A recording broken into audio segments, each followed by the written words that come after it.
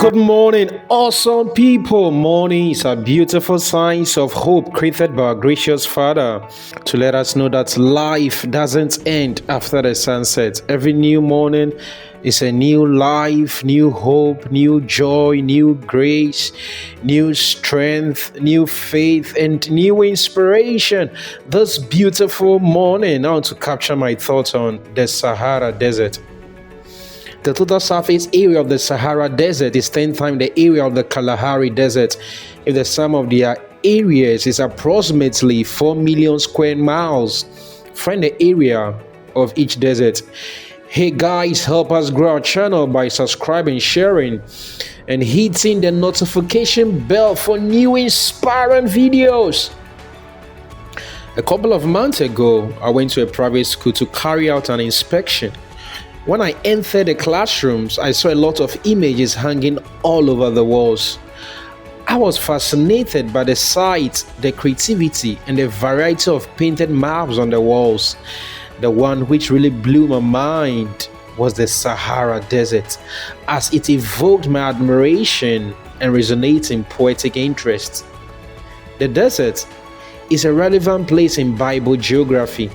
There's a life metaphor in the desert, often known as the desert of the soul or the desert experience.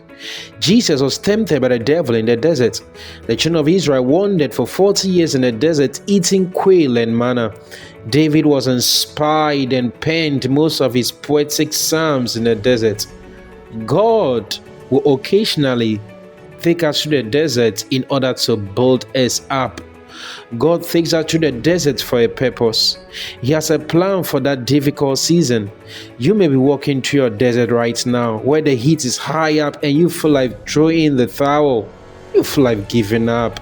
You may be going through a season where you feel like you are burning out, where there's no rain and everywhere is dry. Hey, hold on and hold out. God will come true for you. Isaiah 43 verse 19 says, "Behold, I do a new thing. It springs forth now. Don't you know it? I will even make a way in the wilderness and rivers in the desert." How do you overcome the challenges in your Sahara Desert? Why did the children of Israel wander for 40 years instead of weeks? How did Jesus walk his desert with focus and purpose? How did he overcome the challenges? The children of Israel wandered for so long in the desert because they didn't trust God. Jesus overcame because he lived by the written word.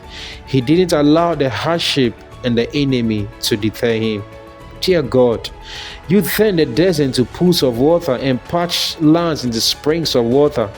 Then shall the lame man leap like a deer, and the tongue of the mute shall sing for joy. For streams shall break forth in the desert. The burning sun shall become a pool, and the thirsty ground shall spring up wells of joy. The Lord bless you. The Lord cause his face to shine upon each one of you. And as always, may the Son of Man who passed through the clouds on to the ancient of days, may the one who turned the desert into pools of water and parched lands into springs of water, may he cause each one of us, the most awesome people, to always inspire, to aspire higher. Before we aspire, have a glorious week. And my name is Gideon Foley.